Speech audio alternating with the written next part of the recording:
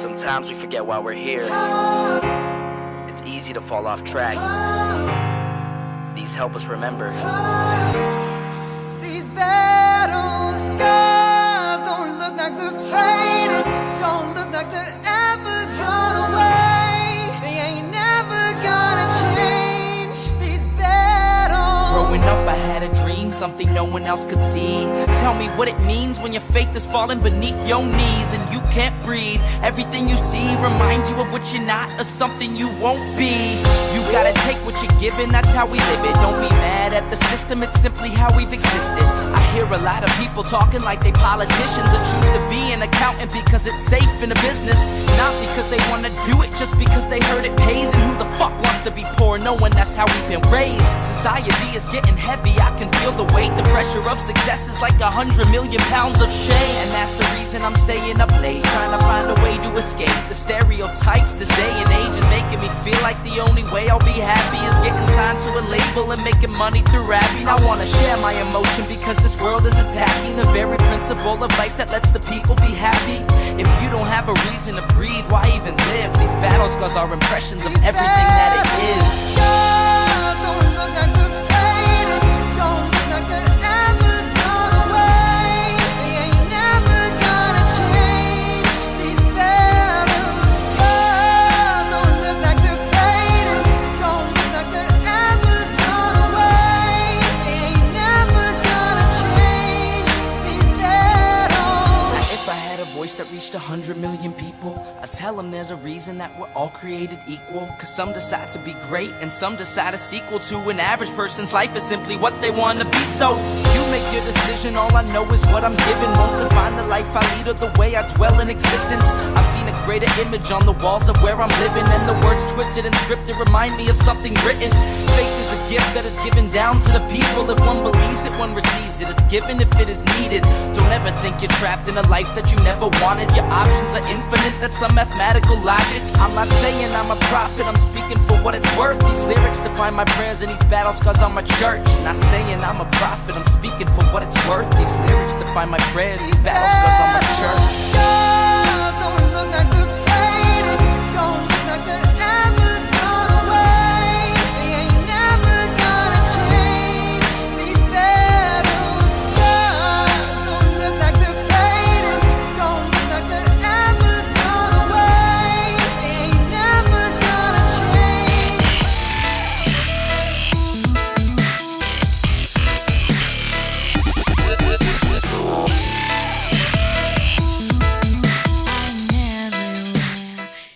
Well, hello everyone. How are you doing? And I noticed my hair is messy. I use this camera as a mirror. I should look in the mirror before I come online. How are you guys doing? I hope you're doing well. Just got back from like a candidate debriefing meeting with the LPCO. And Wayne and I are going to be watching an episode of The Handmaid's Tale after this. So this is not going to be a terribly, terribly long show. And hello, Fidalgo Files. It's been a while since I've seen you. So we got to catch up on LP history. But boy, I've got probably a few shows I might do tomorrow. It depends. I might need to go down to the historical storage tomorrow since I couldn't do that today. But boy, I just heard that Tim Cast and Michael Knowles just like shot off their mouth very ignorantly about libertarianism. Listen, I take that as a sign of encouragement. It's better than being ignored, because there will be people who are going to be like, let me go look this up.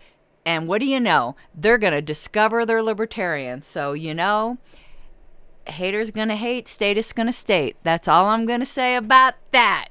So let me do my YouTube stuff, and then and I need to delete that one thing, and then we'll get started with this issue of LP News. And here's another thing I need to delete too. I didn't clear out all my other stuff.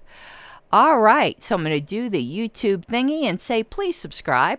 Take a second right now. If you're not subscribed to the channel, I would super appreciate it.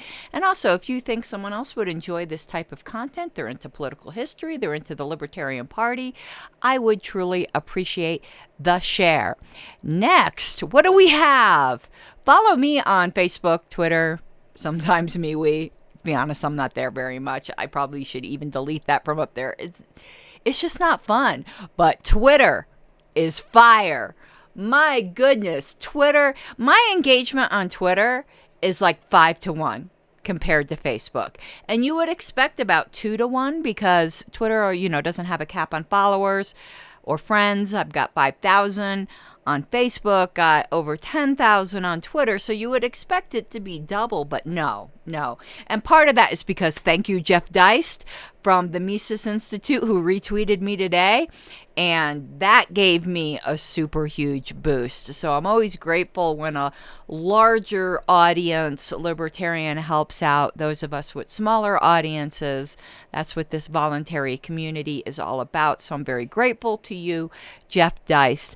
And lastly, okay, how do I remove that? Come on. What am I doing wrong? Let me figure this out. Oh, there it is.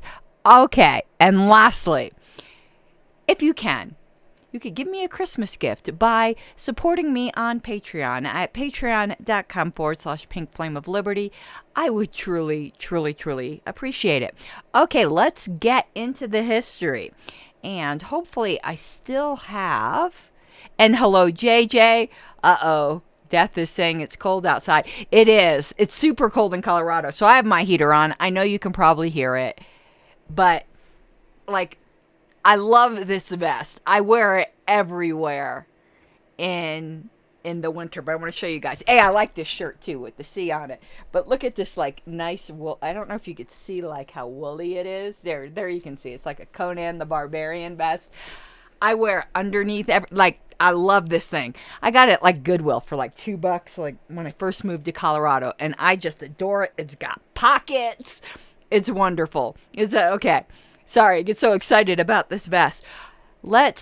Unfortunately, comments are going to go off the screen because we're going to be pulling up this issue of LP News. Yes, there it is. But we need a different page. This is what we're looking for. It's funny, this is in 1974. You can see they weren't very good at predicting, were they? Is collapse of the two-party system ahead? Well, we can answer that question pretty definitively now, almost 50 years in the future. No. But maybe it's ahead of us. Well, if it's going to collapse, it would be ahead of us because it didn't happen already. So I guess that was kind of nonsensical. But hopefully soon. From my lips to God's ears, right? So let's see what they had to say about the collapse of the two-party system nearly 50 years ago. And boy, have you read the latest installment of the Twitter files? When Muskie released them, he said kaboom, and boy. But it's just infuriating to me that most people just don't care. I think I'm going to do a show on that, because the general apathy. Not of the bad actors, not of the plants that are on Twitter, not of the people that are just complete NPC drones. I'm talking about your everyday person. Why don't they care more? But anyway, let's do this for now. Let me get a caffeine infusion. And I don't think we're going to do that middle square today. We might do that another day, but who knows? Let's see. Because that's quite a long article of just is collapse of the two-party system ahead. It's by our fearless founder, David F. Nolan.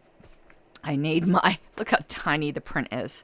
Need my old lady magnifying glass here. It says it now appears a better than even bet that the two-party system, as we have known in this country, is on the verge of collapse. Sorry, David.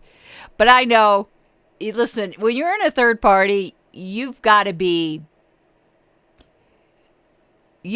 be hopeful all of the time. And the reason why I paused and laughed, I was listening to an old video of mine. I probably should stick it up, in in the top cards that YouTube does, because I watched it, and actually, if I don't say so myself, it's a pretty good video. It was one of my first ones, so like the sound and production quality is not so great. I was just starting out, but it was called Why I Am a Libertarian Anarchist, what that means, and why you should be one too. But it wasn't live, so it's very heavily produced with a lot of my weird clips that I like putting in. But I forgot what word it was that I kept saying, and I was trying to train myself not to say it, and I wondered if it was listen, because I still say listen a lot. So I need to get that clip that I used to insert every time I said whatever the forbidden word was. Okay, but let's continue. Strong words? Perhaps, more than perhaps, David. But let us examine the evidence provided by the recent water slide elections and their aftermath. 62, it's like 20-something degrees here. Lightweights. Well, maybe it's not, 'cause it's not, is it frozen out? So it might be in the 30s. Wayne, if you're watching, what's the temperature outside? Item 1, the GOP, perennially the weaker of the two major parties, now holds fewer seats in the U.S. House of Rep than it has in any time since 1936, except for the 2-year period following the Goldwater disaster of 1964. Admittedly, the GOP did not do as badly as it could have. Indeed, its losses were not unusual for the party holding the White House. The reason the president's party usually loses seats in the midterms, however, is that a fair number of marginal districts went to his party in the previous election. This is the so-called coattail effect. The GOP, however, lost seats this time, even though they had not made any significant gains in 72. Thus, the losses were far more serious and more deeply indicative that the American people have had it with the GOP. It just sounds like today's news, doesn't it? It's the more things change, the more they stay the same. Item 2. This year's election saw a stronger showing by independent and third-party candidates than has been seen in a long time. In such diverse states as New York, Florida, Massachusetts, and Nevada, independent candidates for senator or governor polled 12 to 17% of the vote. In each case, the independent candidate was an outspoken opponent of Big Brotherism in government. And of course, there was the political upset of the season, the election of James Longley, an independent, to the governor's chair in Maine. Maine is, wasn't Jesse Ventura? Oh, no, he was in Vermont. But those states up there seem to like independence. Item 3. The talk of a Reaganite, Buckleyite third party to be formed by conservative secession from the GOP. That's always talked about. That's always talked about. The party that's had much more like spinoffs, if we're like talking about, you know, a TV show, is the Democratic Party. I mean, the People's Party is a spinoff from that. I mean, there's much more, there's many more spinoff progressive / the wrong definition of liberal or left parties than there are from the right. So, interesting. And it's now splashed across the front pages of the daily papers. As things now look, not lurk, the likelihood of a national conservative party emerging in the next few months appears very strong. Not a conservative, quite obviously. But if I were, that's the perfect name for a new right-wing party, would be the Conservative Party. Short, simple, to the point. And I know there's a Conservative Party in New York. And there used to be a Liberal Party in New York, which is why the Libertarian Party of New York for a while couldn't use the name Libertarian Party. Ventura was governor of Minnesota? I thought he was governor of Vermont. Well, I'm an idiot then. We already knew that. Oh, I got the wrong Bunchy on this screen. But at least this one is, God, he's so happy. How can you not smile looking at Bunchy? Look at that grin. He's like, haha, libertarians. Okay. Let's continue. Where does this leave us? Well, looking at the situation just in terms of the theoretical possibilities, there are 4 alternatives for the future of the two-party system in order of likelihood. They are as follows. 1. The two-party system as we know it will continue. Now we know that is what happened. The GOP and Democrats will continue to maintain a virtual hammerlock on the American electoral process, and no other party will rise to the level of being able to pull, say, 15% of the vote nationally.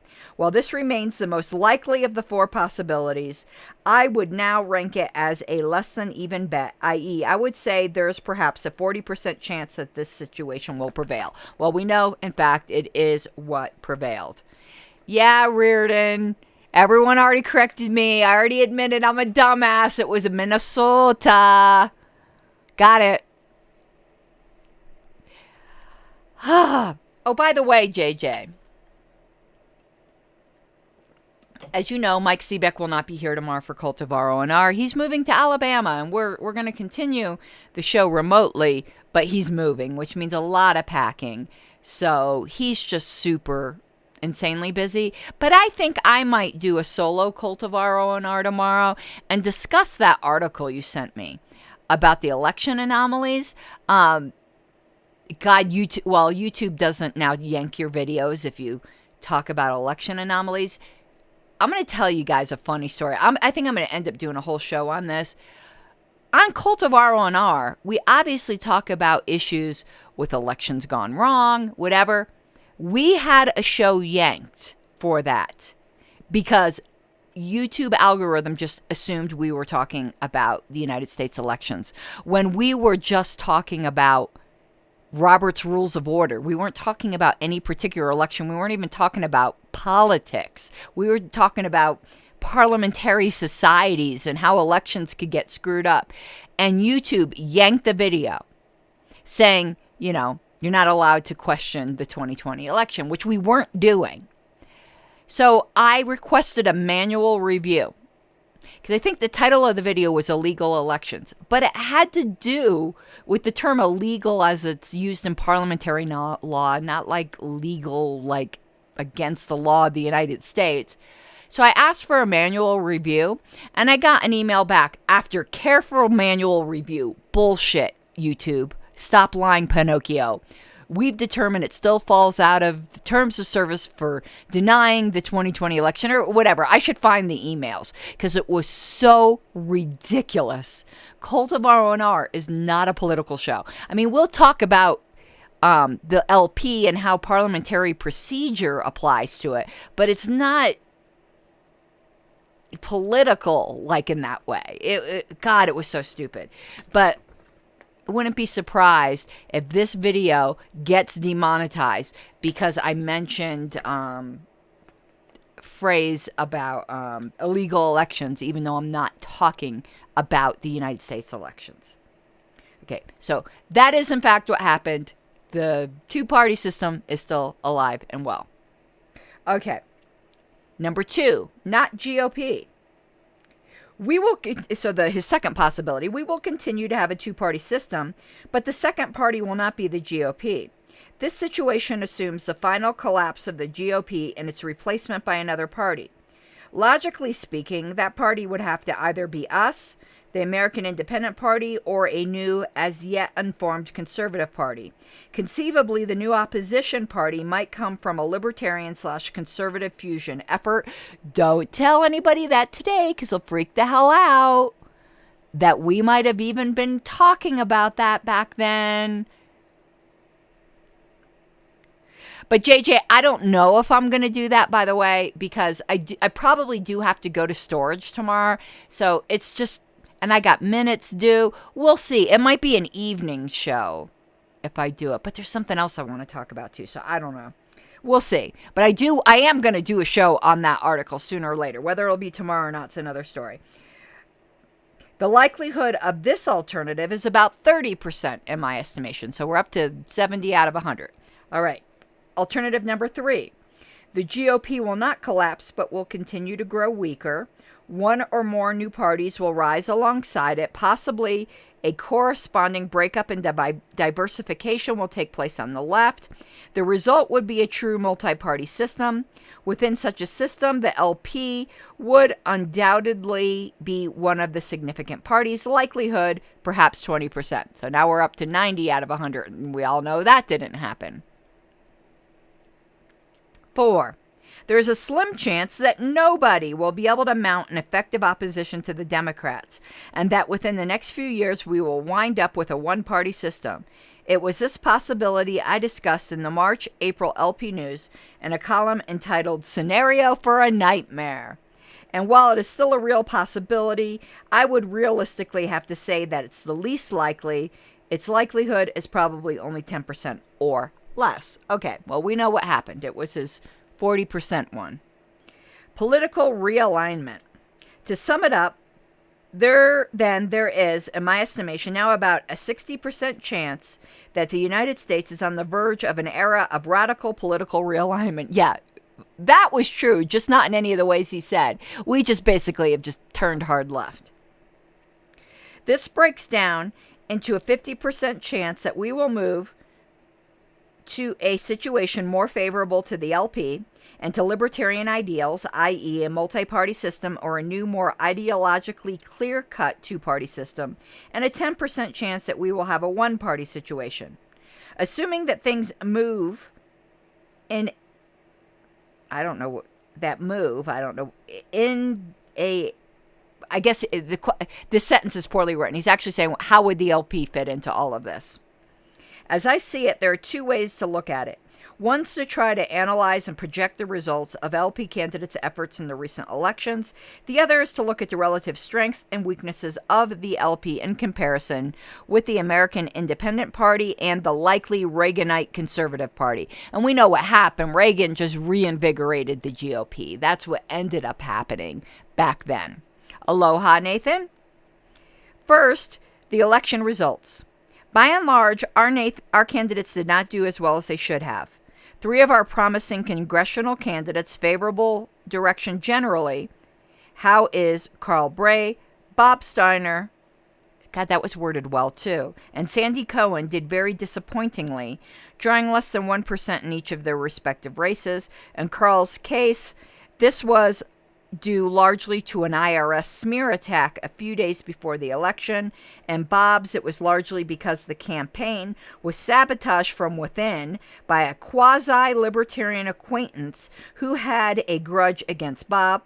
I don't know what happened to Sandy. Well, Sandy wasn't he the one who was sabotaged by the Postal Service saying he was running an illegal lottery, if I'm remembering correctly? But there's some terminology here I want you to take note of. Dave Nolan didn't pull any punches when it came to people who were libertarian-ish. And he loved the terms quasi-libertarian and semi-libertarian. On the other hand, Jerry Millett received 11% in his congressional race in Louisiana. Congratulations, Jerry. Which shows what we can do under favorable circumstances. Overall, I think we can fairly say that we can expect an average draw of perhaps 5% of the vote in congressional level races. Even today, that's a bit ambitious, though it's between 3 and 7%. At the lower levels, our support level is probably closer to 10%. I got 8 in mine, but that's close, I would say. Not mine, but 10% is probably good projection in the lower. But remember, this is 50 years ago. We should be doing much better now, but we're not. But the system is stacked against us. Ballot access laws have only gotten worse. Well, in most cases. In some cases, they've gotten better. They've gotten wonderful in Colorado, but they're about to try to kill that now. Skip Barron got 11.5% in a state legislature race in Washington, with Rich Diamond pulling 3% in another district. Our legislature candidates in New York mostly ran in the 3 to 6% range, and statewide races, our support level drops to about the 2% range. I think we do slightly better than that on average now. I guess it depends upon the state. Kay Haroff got nearly 3% in her Ohio senatorial race at about 80,000 votes. and was our numerical top scorer. Jerry Tuccelli appears to have gotten less than 1% statewide in New York, final figures unavailable as of this writing. If we accept the figures of 10% for a local race, 5% for a congressional race, and 2% for a governor's race, a figure of 1% in a presidential election seems plausible. That would be about 800,000 votes in 76. These figures, however, are based on our present strength, and comparisons with similar projections in 72 and 73 would indicate that we are gaining ground rapidly. Projections from our 72 totals in 3 states indicated a nationwide potential of about 250,000 votes, and a projection from the New York mayoralty race in 73 indicated a national potential of 400,000. Continuing the upward trend, I think we could reasonably expect, or realistically expect, nearly 2 million votes for a presidential candidate if he or she were on the ballot in every state in 76. However, since we are likely to be on the ballot in only 1/4 to 1/2 of the states, a nationwide total in the 500,000 to million vote range seems realistic, about 3% of the vote in about 1/3 of the states, or about 1% overall. That was very optimistic. This would be enough to put us leagues ahead of the various left-wing splinter groups who might draw 250,000 between them. But how do we measure up against our potential competitors for the role of major opposition party, the American Independent Party and the Reagan-Buckley Conservatives? Okay. The American Independent Party's principal asset is that it is out front at the moment. And I never heard of them before I started doing LP News. Its candidates did surprisingly well this election, pulling in the 15% range in many races. The AP's weaknesses are internal factionalism. I don't know anything about that. There are, in effect, 2 competing organizations using the names American Party and American Independent Party, and a tendency towards lunatic fringism. I wouldn't know anything about that either. That wins the AP public ridicule and greatly narrows its potential appeal. I have to tell you, Dave, I'm talking to the now deceased Dave Nolan, but he could probably hear me in the spirit world. I think you showed a really embarrassing lack of self-awareness in writing this. There is a lot of factionalism and lunatic fringism in the LP at the time you wrote this article, and there still is. So saying that was something like kind of unique to the American Independent Party, oof. That's all I can say is oof.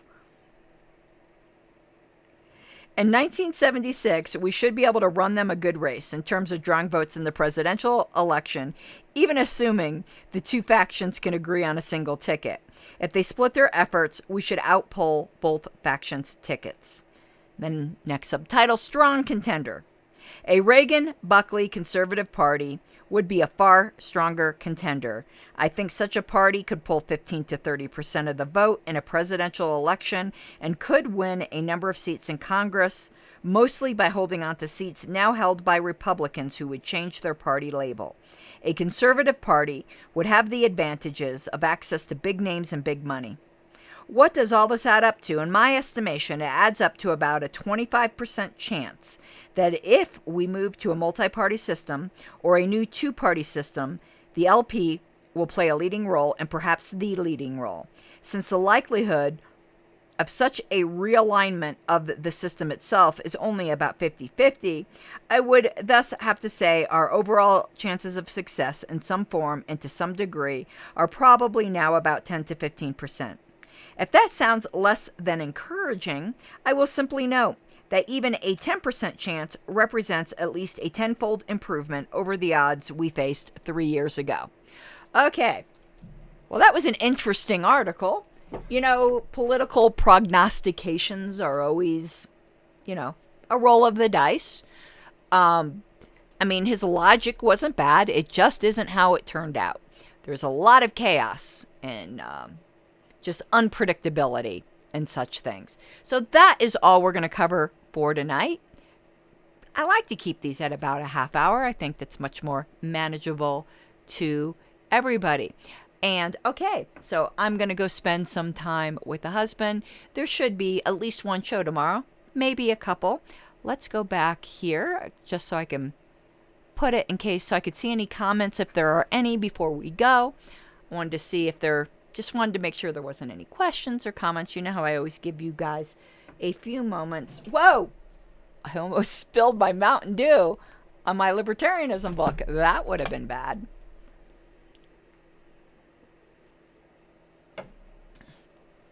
Okay, well, looks like you guys are satisfied. What happened to... Where's Bunchy? Where's my Christmas Bunchy? Is this it? Here. Oh my God, but he's freaking out.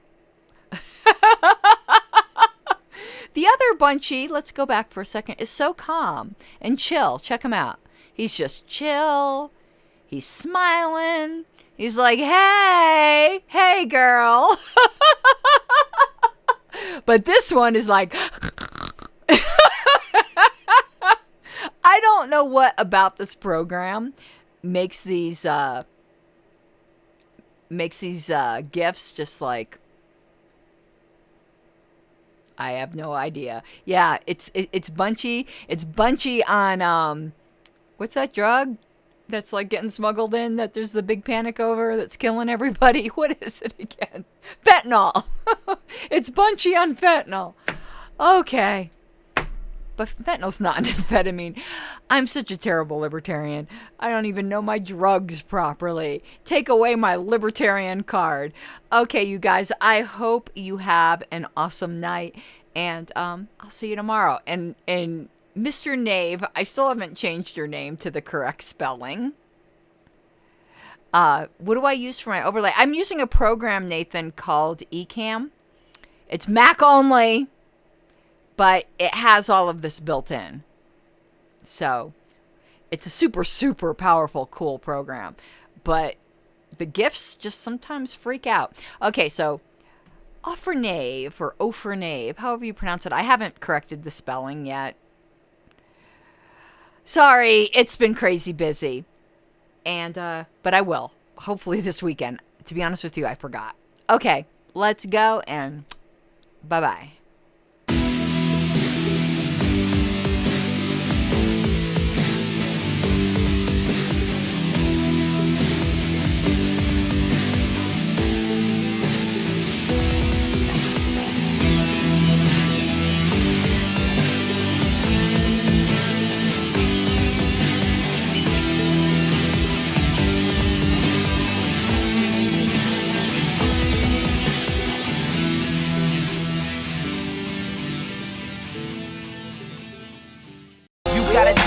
Given, that's how we live it. Don't be mad at the system, it's simply how we've existed. I hear a lot of people talking like they politicians and choose to be an accountant because it's safe in a